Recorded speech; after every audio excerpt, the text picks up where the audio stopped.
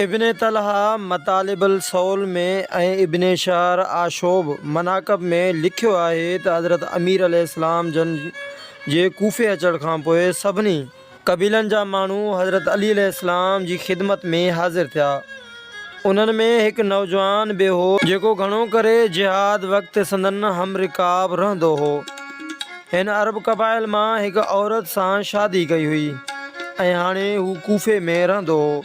हिकु ॾींहुं हज़रत अली अलैहिस्सलाम सुबुह जी नमाज़ पढ़ाई ऐं पाण उन नौजवान खे फ़रमायो त फ़िलाणे पाड़े में वञ ऐं फ़िलाणे मस्जिद जे भर में हिकु घरु आहे। जॾहिं तूं उते वेंदे त हिकु मर्द ऐं औरत वॾे वाक पाण में विड़ी रहिया हूंदा। तूं वञ उन्हनि ॿिन्ही खे हिकदमि मुंहिंजे